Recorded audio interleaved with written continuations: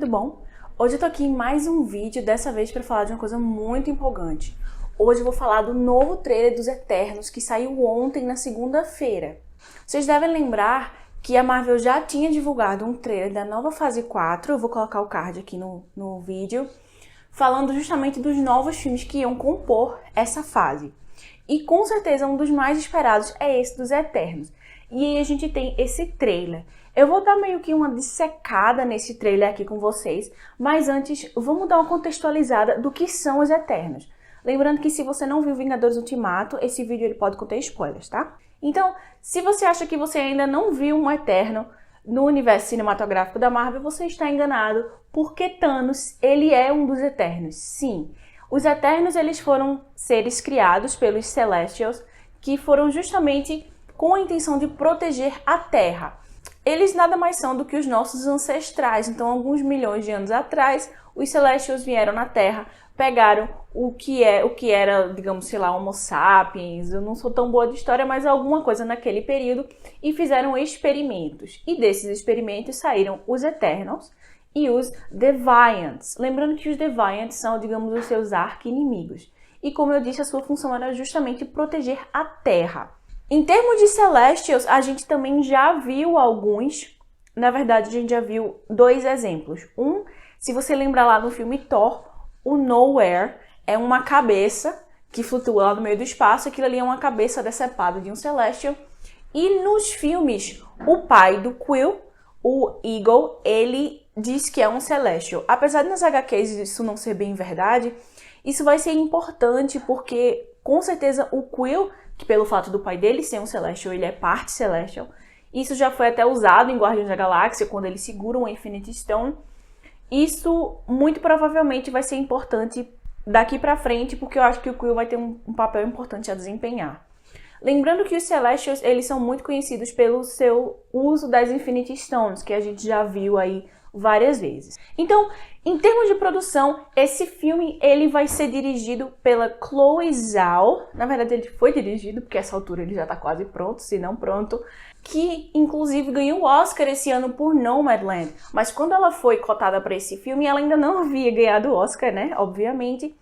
E uma das coisas que ela é muito conhecida é por evitar ao máximo o uso daquela tela verde. Então, o que principalmente em locações, isso no trailer a gente já consegue ver. Eu vou falar mais das cenas aqui, de alguns quadros específicos, mas a gente consegue ver que ela trabalha de fato ali em área externa, a gente consegue ver a iluminação e o vento. Eu particularmente gosto o máximo possível de realidade e efeito prático. Algumas pessoas até fizeram piada do Feige na época que ela foi cotada, mas assim, pelo trailer eu acho que já deu pra ver que deu super certo. O trailer ele começa justamente com a chegada dos Eternals na Terra. A gente vê que eles chegam ali num lugar bem árido. Eu vou tentar, gente, trazer esse trailer da forma mais, digamos, cronológica possível. Então alguns takes aqui vão estar meio fora de ordem.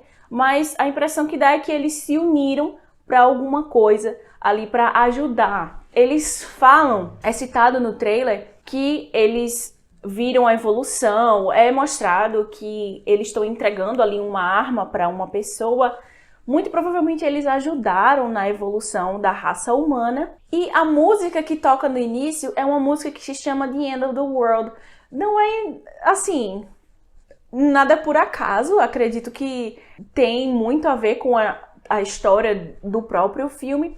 E essa música, ela não só se liga ao filme, que ela fala um pouco da questão do romance. Esse filme vai ter um pé mais pro romance, eu já vou falar de quem. E essa música também se liga à Angelina Jolie. Essa música ela tocou no filme Girl Interrupted, que foi estrelado pela Angelina, que é, digamos, a próxima cena do trailer. A gente tem a Tina treinando, dá uma mostrada lá no visual dela, que inclusive eu achei as roupas desse filme sensacionais. Eu acho que eles só melhoram em termos de visual. E outro take que é muito importante, que já tinha saído lá no trailer da fase 4, é um quadro em que a Tina aparece segurando uma lâmina. Então, um dos poderes mais importantes dela é a questão das armas. Ela consegue conjurar a arma com a força do cosmos. Gente, eu vou fazer um vídeo falando de cada um dos Eternos, mas por enquanto eu vou falar hoje aqui só do trailer, tá? E aí, a Tina, como eu comentei, ela já é bastante conhecida pela questão das armas, ela é muito boa com isso. E pode ser que ela apareça aí, algumas teorias de que ela vai aparecer relacionada à Inglaterra medieval e que pode ser que ela tenha alguma coisa a ver com a Ebony Blade, que eu vou falar já já dela também. Eu falei agora que esse filme ia ter um pouco de romance e digamos que a gente vai ter meio que um triângulo amoroso. E quem seria? Primeiro os dois Eternos, que são a Cersei e o Ikaris. Lembrando que a Cersei, a atriz, a Gemma Chan, ela já apareceu no universo da Marvel. Ela apareceu como a Minerva lá em Capitã Marvel, mas são dois papéis completamente diferentes, uma coisa não vai influenciar na outra. E ela é um dos Eternos que mais, digamos, ama os humanos. A gente consegue ver no trailer que ela fala, é lindo, né, ela falando da Terra, e você vê que o Ikaris não tá muito bem aí pra Terra, ele só quer saber dela. É mostrado também ela ajudando ali na agricultura, o poder principal dela é a manipulação da matéria. A gente vê aí muito provavelmente que parece ser um casamento entre ela e o Ikaris, mas eu já falei de um triângulo, e quem seria, digamos, o terceiro nesse triângulo? O Kit Harington. Então, gente, a gente tem o Robb e o Jon Stark junto com a mesma boizinha. Esse filme vai trazer o Kit Harington e o Richard Madden, que ele vai ser o Ikaris, e já apareceram algumas cenas de gravação, né? Os paparazzi pegaram justamente a Gemma Chan e o Kit Harington. Nas HQs, o romance entre os dois é muito real e muito provavelmente essa questão da Cersei e o seu amor pela raça humana pode ser que separe e que, digamos, enfraqueça esse relacionamento dela com o Ikaris. Lembrando que o Kit Harington, ele vai ser o Dane Whitman. Então, não está claro se ele vai ser ou não o Black Knight. A Marvel tá segurando isso aí. Mas, gente, vamos ser sinceros que a probabilidade é muito alta. Eu acho muito difícil eles trazerem alguém como Kit Harington para ser um humano com um nome desse de forma aleatória. Então, assim, a gente fica na certeza, então eu não afirmo, mas eu também digo que é muito provavelmente o que vai acontecer. É mostrada uma cidade belíssima, muito provavelmente a Babilônia. E, gente, o Império Babilônico é muito importante não só na história da humanidade, como na história dos Eternos. Então, a gente sabe que o Império Babilônico foi um grande império e no próprio trailer eles falam que eles ajudaram a humanidade a evoluir. Então, assim, de novo, o Império Babilônico foi um exemplo dessa evolução. E também como é que ele se conecta nos Eternos. Primeiro, através da Tina. Nas HQs, ela permaneceu lá por um momento, foi onde ela conheceu o Crow, que era meio que um inimigo com quem ela se relacionou. Eu não acho que ele vai aparecer nesse caso. Eu acho que eles vão conectar, principalmente com o Gilgamesh, que é um outro Eterno. Ele é muito conhecido pela sua força. E esse nome Gilgamesh, ele é encontrado justamente como o rei da Suméria na nossa história. Então, eu acredito que eles vão conectar bem isso com relação ao Gilgamesh. Também é mostrado alguns Eternos unidos, aparentemente protegendo a cidade de um ataque. Uma coisa desse filme que pode ser um problema, mas pode ser que não seja, é justamente a quantidade de personagens. Gente, temos inúmeros Eternos, tá? Aqui nesse filme a gente tem uma quantidade, existem vários outros, mas tem alguns que eles não foram muito focados nesse filme. Então, vamos falar agora da Ajak. Uma coisa que eu tenho que falar da Ajak é que ela é um dos dois Eternos que teve o gênero mudado para o filme. Então, nas HQs é o Ajak, e aqui a gente tem uma atriz interpretando o personagem. Apesar de, digamos, a roupa, outra vez o início do trailer, dar a ideia de que ela vai ser a chefe, a impressão que eu tive que quem vai chefiar ali o negócio é a personagem da Angelina Jolie, é a Tina, mas ela aparece ali por um breve momento, mais como uma introdução da atriz, da personagem, e ela aparece manipulando o cosmos. Uma coisa que eu achei muito legal nesse trailer é que dá pra ver que no filme eles vão trazer bem a manipulação do cosmos, eles trouxeram bem os símbolos lá da HQ do Jack Kirby, aparece com a Jack, aparece com a própria Tina, de uma forma um pouco diferente, mas a gente vê isso daí. Outra personagem que eu também tenho que dar um foco é na Makkari. Ela é a segunda também, que tem o gênero alterado. Nas HQs é representada por um homem. E no caso dela eu tenho que abrir um bom parênteses, tá? A atriz que faz a Makkari, você deve conhecer ela lá de The Walking Dead. Além dela ser uma mulher dela não ser branca, gente, ela é surda. Então temos finalmente uma heroína surda no universo cinematográfico da Marvel. Eu acho muito interessante, eu acho que deu pra ver já que a fase 4 ela veio pra mudar, a gente não pode ter mais do mesmo, né? Tem realmente que melhorar, e essa atriz ela é maravilhosa, ela já apareceu em vários outros filmes também, e o fato de, pelo menos pra mim, não apenas você trazer uma heroína surda, mas você trazer uma atriz que é surda, pra mim dá muito mais representatividade ainda à coisa. E vamos falar um pouco da Makkari. A Makkari, ela é conhecida principalmente pela sua velocidade. Lembrando, gente, que a maioria dos Eternos, eles têm muitos poderes em comum. Então, força física, resistência, manipulação do cosmos, mas cada um tem meio que algo que se destaca, algo em que, digamos, eles focaram um pouco mais. No caso da Makkari é a velocidade, então mostra ali ela lendo alguma coisa em uma sala em que ela coletou várias coisas de várias épocas, então justamente para dar a ideia de que o tempo passou para eles e eles permanecem da mesma forma.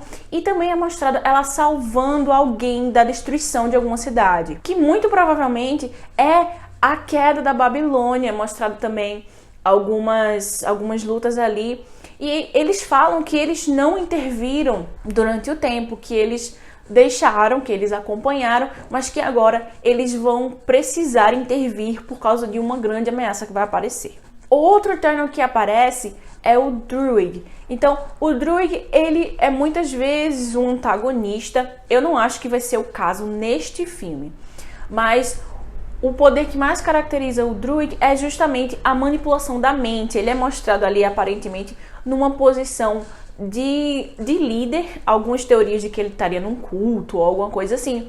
Mas justamente como ele consegue manipular as mentes, ele não ele não concorda com a Cersei com relação à sua opinião com a raça humana. Isso muitas vezes faz com que ele seja o antagonista da situação. Mas como nesse trailer, pelo menos ficou claro pra mim, que os Eternos vão se unir contra uma ameaça, eu não acho que a ameaça vai ser um deles. Pelo menos foi o que o trailer me passou. Temos também o Kingo. Uma coisa importante a se falar do Kingo é que ele aparece ali como astro de Bollywood.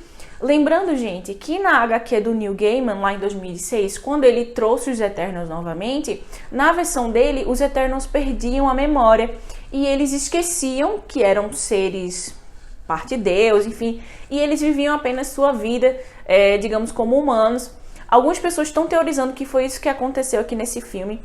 Eu particularmente acho que não foi a impressão que o trailer me deu, mas quem foi pra Comic Con em 2019, em São Paulo, passou um pedaço dessa cena, que é justamente o Kingo como astro de Bollywood. Outra coisa interessante é que o ator, gente, eu espero estar falando o nome dele certo, o Kumail Nanjiani, ele falou sobre a preparação dele pro papel, porque o Kingo, ele é muito, de novo, caracterizado pela sua força física, pelo seu físico, e o ator, ele precisou se preparar muito, e ele comentou isso, ele disse que ele gostava do corpo que ele estava agora, mas ele disse que era uma coisa muito difícil. Ele disse, eu provavelmente nunca alcançaria esse corpo sem ter a equipe que eu tive com os melhores nutricionistas, os melhores personal trainers pagos por um dos maiores estúdios do mundo. Eu achei muito legal ele ter se pronunciado para isso, porque a questão da pressão estética é muito forte nesses atores, e principalmente nas atrizes. Então, se vocês verem aí na internet, rolam muitas entrevistas, por exemplo, da Scarlett Johansson, em que ela é perguntada coisas absurdas em relação à dieta, em relação à roupa, e eu achei legal ele ter sido bem realista com relação a isso. Um outro Eternal que vai ser muito importante, não apenas para a história desse filme, mas um marco para a Marvel em geral, principalmente agora para a Disney em geral, é o Phastos. Então o Phastos, ele é um inventor, um engenheiro, o foco dele é esse, em criar coisas, mas o que eu quero trazer para cá, agora nesse momento, o Phastos, ele vai ser o primeiro herói assumidamente homossexual. Gente, isso aquece meu coração de uma forma absurda. A gente não tem muitos detalhes com relação a ele, a essa parte, mas o que a gente sabe é o seguinte, ele vai ser casado com um arquiteto humano, interpretado pelo Haz Lehman, de novo, espero não estar falando o nome errado, e que eles têm um filho. O que a gente sabe é o que o Haz falou, ele disse que foi feito tudo de uma forma muito bonita, vai ter beijo sim, ele disse que foi uma cena muito emocionante de se gravar, inclusive, e eu acho que finalmente assim, talvez um pouco tarde, mas antes tarde do que nunca, a gente vai ter um herói dessa forma. Não sei até que ponto vai abordar a questão do marido dele ser humano ou não. De novo, a gente ainda não sabe se vai ser trazida o plot do Neil Gaiman, em que eles esquecem que são eternos e tal. Pode ser que sim, pode ser que não, mas a gente sabe que sim, o Fastos vai ser casado, vai ser assumidamente homossexual, e eu não sei vocês, mas eu tô muito ansiosa pra ver como que a Zhao trouxe isso. Ela é conhecida por ser uma diretora que gosta de abordar essa questão mais do romance. Ela mesma falou que foi uma das coisas que a atraiu para fazer o filme dos Eternos. Então, honestamente, eu tô confiando nela para trazer isso de uma forma muito, muito bonita e sem preconceito, sem enquadramento. Uma personagem que pode ser muito importante, principalmente em relação a se o filme vai seguir a história do Gaiman ou não, é a Sprite. Lembrando que a Sprite, ela é um Eternal que fica presa num corpo de 12 anos. Nas HQs lá do Jack Kirby, Sprite era representada como um menino, mas, gente, existem várias HQs e ela já mudou de gênero. Aqui a gente tem uma atriz, tá? E a gente vê um quadro dela meio triste, meio desapontada, e muito provavelmente ela vai passar ali por uma fase meio rebelde. Dá pra ver ela ali o que aparenta ser um jatinho, bebendo todas, muito louca. O jatinho tem um K na porta, suponho ser, digamos, do Kingo, já que ele é mostrado como um astro de Bollywood. Muito provavelmente ele é bem rico e pode ser aí que ela tenha pegado emprestado esse jatinho dele para dar um rolê. Também é mostrado uma erupção. Pode ser que seja apenas para mostrar, digamos, as forças da natureza, a mudança através dos anos, ou alguns teorizam que pode ser, por exemplo, Atlantis. Os Eternos, eles têm uma conexão ali com Atlantis. Pode ser que seja alguma manipulação do cosmos deles, mas assim, é tudo teoria por aqui, essa história de Atlantis. Eu gostaria muito que fosse, mas sendo bem pé no chão, bem racional, eu acho que eles não vão trazer. Até porque já tem muita coisa nesse filme, eu não acho que eles vão introduzir mais alguma coisa por aqui. E também, meio que para finalizar, é mostrado uma tempestade, justamente no momento em que é dito que os Eternos agora, eles vão precisar intervir, eles vão precisar aparecer. Muitos estão supondo que pode ser a chegada dos Celestials, que nas HQs é muito remetida a sua chegada com uma tempestade. E os Eternos, eles se unem, meio que um Avengers Assemble, sabe? Eles se unem contra essa, digamos, essa ameaça. Gente, honestamente, também existem outras teorias de que pode ser o Mephisto. Eu acho que esse barco do Mephisto já saiu. Eu acho que não vai ser ele. Se ele for aparecer, não vai ser aqui. Mas alguma coisa tá vindo por aí.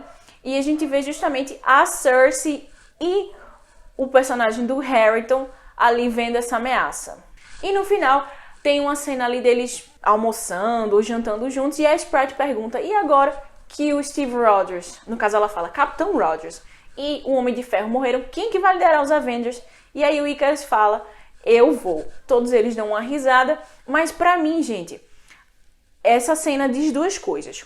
Confirma que esse filme vai se passar após os eventos de Ultimato, e como ela não falou do Falcão, ou não falou que temos um novo Capitão América, eu acho que ficou ainda aí uma lacuna com relação a se o filme vai se passar antes dos acontecimentos de Falcão e Soldado Invernal ou não, se apenas eles não estão considerando o novo Capitão América. Mas, além da questão temporal, eu acho que, pra mim, a interpretação que eu tive é que ficou claro que eles estavam a par do que estava acontecendo.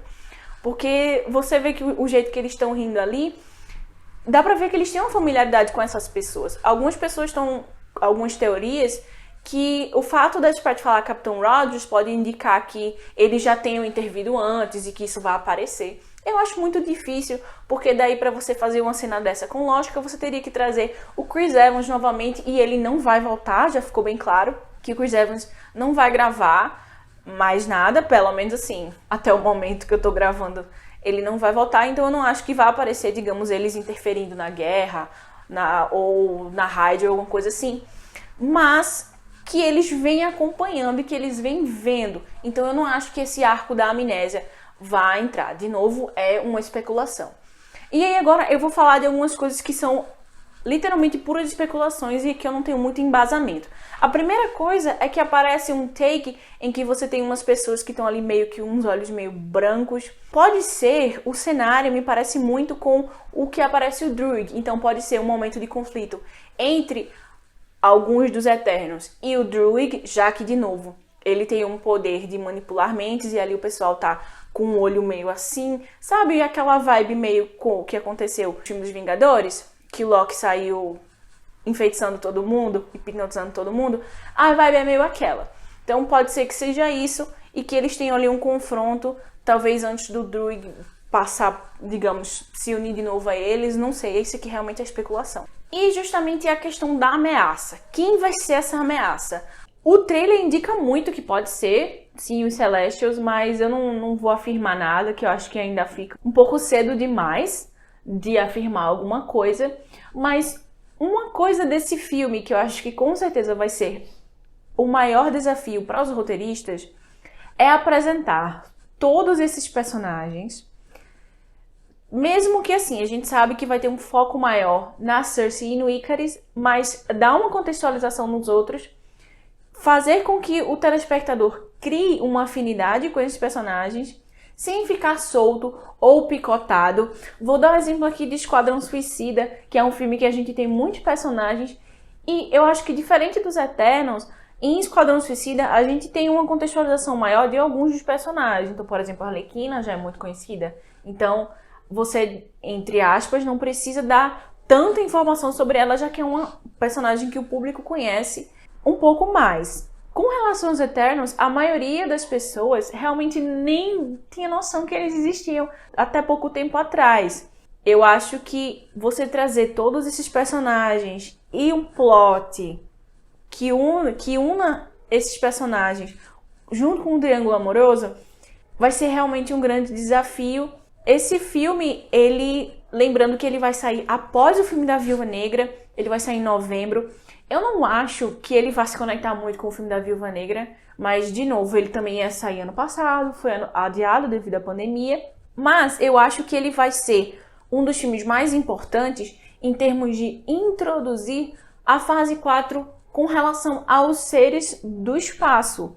O filme da Viúva Negra, a gente sabe que vai ser um filme bem mais de história, mas eu não acho que ele vai ser um filme solto, eu acho que ele vai abrir sim para outra coisa, já que vários outros filmes foram adiados. Eu já falei aqui dos filmes da fase 4. E esse filme, além dele introduzir esses novos personagens, eu acho que ele vai fazer muito isso. Não acho que a questão de multiverso vai ser muito abordada nesse filme, eu acho que isso vai ficar mais para Homem-Aranha, mas a gente vai ter que esperar para ver. No mais, eu fico por aqui com essas teorias e especulações. Eu quero que você comente aqui se teve alguma coisa que você percebeu no trailer e eu não comentei, e se você tá ansioso para esse filme, assim como eu estou. Então, um beijo e até a próxima!